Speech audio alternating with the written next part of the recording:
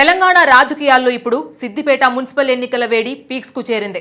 ఇది కేవలం కౌన్సిలర్లను ఎన్నుకునే స్థానిక పోరు కాదు, ఇద్దరు బలమైన నేతల మధ్య జరుగుతున్న చదరంగం.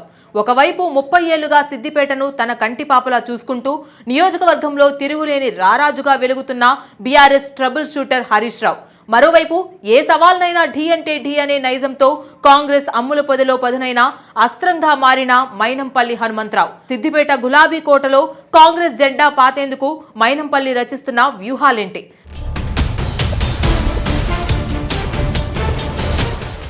తెలంగాణ రాజకీయాల్లో ఇప్పుడు అందరి దృష్టి సిద్దిపేట మున్సిపల్ ఎన్నికలపైనే పడింది. సిద్దిపేట మున్సిపాలిటీపై ఈసారి ఎలాగైనా కాంగ్రెస్ జెండా ఎగురవేయాలని అధికార పార్టీ పట్టుదలగా ఉంది. వచ్చే 2-3 నెలల్లోనే ఈ ఎన్నికలు జరిగే అవకాశం ఉండడంతో హడావిడి మొదలైంది. బీఆర్ఎస్ ట్రబుల్ షూటర్ హరీష్ రావును ఆయన సొంత నియోజకవర్గంలోనే కట్టడి చేయాలని కాంగ్రెస్ స్కెచ్వేసింది. గతంలో తాము అధికారంలో ఉన్నప్పుడు వాడిన వ్యూహాన్నే ఇప్పుడు కాంగ్రెస్ రివర్స్ లో అమలు చేస్తోంది.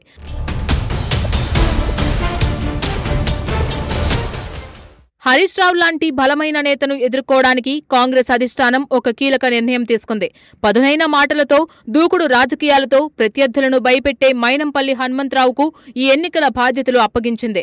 అన్ని రకాలుగా బీఆర్ఎస్ శ్రేణులను తట్టుకొని నిలబడేందుకు మైనంపల్లిని కాంగ్రెస్ ఎంచుకున్నట్లు స్పష్టమవుతోంది.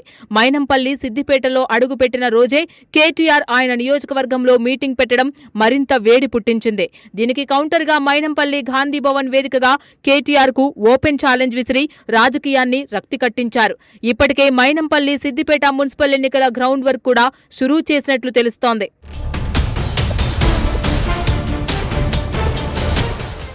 ఇక ఈ ఆపరేషన్ బాధ్యతలు తీసుకున్న మైనంపల్లి హనుమంతరావు రాజకీయ ప్రస్థానం ఎంతో ఆసక్తికరంగా సాగింది. తెలుగుదేశం పార్టీ ద్వారా రాజకీయాల్లోకి వచ్చిన ఆయన ఆ తర్వాత బీఆర్ఎస్ మరియు కాంగ్రెస్ పార్టీలలో పనిచేశారు. రామాయంపేట ఎమ్మెల్యేగా, ఆ తర్వాత మల్కాజ్గిరి నియోజకవర్గం నుంచి ఎమ్మెల్యేగా గెలిచి తనకంటూ ప్రత్యేక గుర్తింపు తెచ్చుకున్నారు. ఎక్కడున్నా గ్రూపు రాజకీయాలను శాసించగల గట్టిపట్టున్న నాయకుడిగా మైనంపల్లికి పేరుంది. కేటీఆర్లపై తీవ్రస్థాయిలో విమర్శలు చేసి గత అసెంబ్లీ ఎన్నికల ముందు ఆయన కాంగ్రెస్ కూటికి చేరారు.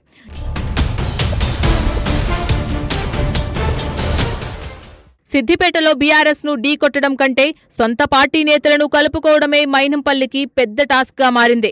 ప్రస్తుతం జిల్లా కాంగ్రెస్ నాయకుల మధ్య ఉన్న అంతర్గత విభేదాలు పార్టీని కాస్త కలవరపెడుతున్నాయి. ముఖ్యంగా గజ్వేల్ నేత నర్సారెడ్డికి మైనంపల్లికి మధ్య కొంత గ్యాప్ ఉందనే ప్రచారం జోరుగా సాగుతుంది. ఇలాంటి పరిస్థితిలో స్థానిక కాంగ్రెస్ నాయకులను కాన్ఫిడెన్స్ లోకి తీసుకోవడం మైనంపల్లికి అత్యంత అవసరం. సొంత పార్టీ క్యాడర్ను కాపాడుకుంటూనే వ్యూహాత్మకంగా అడుగులు వేయాల్సిన పరిస్థితి అక్కడ కనిపిస్తోంది. మరి గ్రూపు రాజకీయాలను పక్కన పెట్టి కాంగ్రెస్ నేతలందరినీ మైనంపల్లి ఒకే తాటిపైకి తెస్తారా అనేది చూడాలి.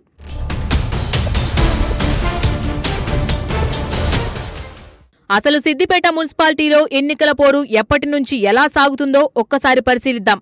రాష్ట్రంలోనే అత్యంత పురాతనమైన మున్సిపాలిటీలలో సిద్దిపేట ఒకటి కావడం విశేషం. దశాబ్దాలుగా ఇక్కడ జరిగే ప్రతి మున్సిపల్ ఎన్నిక దేశవ్యాప్తంగా రాజకీయ వర్గాల దృష్టిని ఆకర్షిస్తూనే ఉంది. తెలంగాణ ఉద్యమ కాలం నుంచి ఇక్కడ రాజకీయ సమీకరణాలు పూర్తిగా మారిపోయాయి. మొదట్లో కాంగ్రెస్, టీడీపీల మధ్య హోరాహోరీ పోరు సాగినా ఆ తర్వాత వన్ సైడ్ అయిపోయింది. 2001లో బీఆర్ఎస్ పార్టీ ఆవిర్భవించిన తరువాత ఇక్కడ సరికొత్త రికార్డులు నమోదయ్యాయి. కేసీఆర్ బీఆర్ఎస్ పార్టీని స్థాపించిన నాటి నుంచి సిద్దిపేటలో మున్సిపల్ ఎన్నికల ముఖచిత్రం పూర్తిగా మారిపోయింది.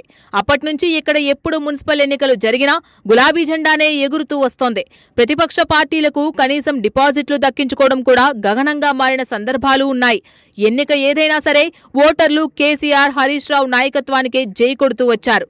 బీఆర్ఎస్ క్లీన్ స్వీప్ చేయడమే తప్ప ఇక్కడ వేరే పార్టీకి అవకాశం దక్కిన దాఖలాలు లేవు. ప్రత్యర్థులు ఎంతమంది కలిసి వచ్చినా బీఆర్ఎస్ ఓటు బ్యాంకును ఇంచు కూడా కదల్చలేకపోయాయి.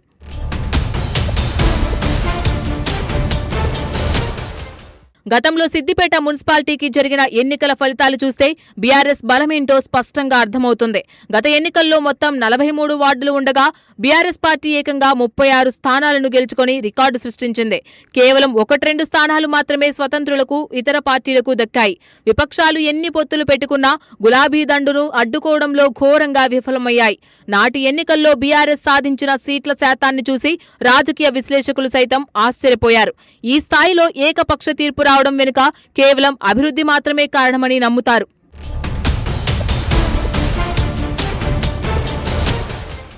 సిద్దిపేటలో బీఆర్ఎస్ సాధించే ప్రతి విజయానికి వెనుక హరీష్ రావు మార్క్ స్పష్టంగా కనిపిస్తుంది. నియోజకవర్గ పరిధిలోని ప్రతి వార్డు, ప్రతి గల్లీ, ప్రతి ఇల్లు హరీష్ రావుకు అరచేతి ముద్ర లాంటివి. అక్కడ ఆయన కేవలం ఒక నాయకుడిగా కాకుండా ఆ ఇంటి కుటుంబ సభ్యుడిగా కలిసిపోయారు. భూగర్భ డ్రైనేజీ నుంచి ఇంటింటికి మంచినీరు, 24 గంటల కరెంటు వరకు సిద్దిపేటను ఆదర్శంగా తీర్చిదిద్దారు. ఎన్నికల సమయంలో హరీష్ రావు చేసే పక్కా వ్యూహాలను తట్టుకోవడం ప్రత్యర్థులకు సాధ్యం కాదు. ప్రత్యర్థికి అటు మాటలతో పాటు ఇటు చేతలతోనూ సమాధానం చెప్పే బలమైన నేతగా ఆయనకు పేరుంది. అయితే గతానికి భిన్నంగా ఇప్పుడు కాంగ్రెస్ పార్టీ రాష్ట్రంలో అధికారంలో ఉండడంతో సమీకరణాలు మారాయి. మున్సిపల్ ఎన్నికల్లో గెలవడమే లక్ష్యంగా కాంగ్రెస్ సర్కార్ అధికార బలాన్ని కూడా ఉపయోగించే ఛాన్స్ ఉంది. కానీ హరీష్ రావు లాంటి ఉద్దండుడిని ఆయన సొంత గడ్డపైనే ఎదుర్కోవడం అంటే అంత ఈజీ కాదనే చర్చ కూడా జరుగుతోంది. మైనంపల్లి వద్ద ఉన్న పొలిటికల్ స్కెచ్ ఏంటో కానీ హరీష్ రావు వ్యూహాలు అంతకంటే వేగంగా ఉంటాయని విశ్లేషకులు అంటున్నారు. సిద్దిపేట ప్రజలకు హరీష్ రావుపై ఉన్న నమ్మకాన్ని ఓట్ల రూపంలో మార్చడం కాంగ్రెస్ కు అంత సులువు కాదు. మరి ఈ గట్టి పోటీని తట్టుకొని కాంగ్రెస్ టాస్క్ ఎంతవరకు సక్సెస్ అవుతుందనేది ఆసక్తికరంగా మారింది.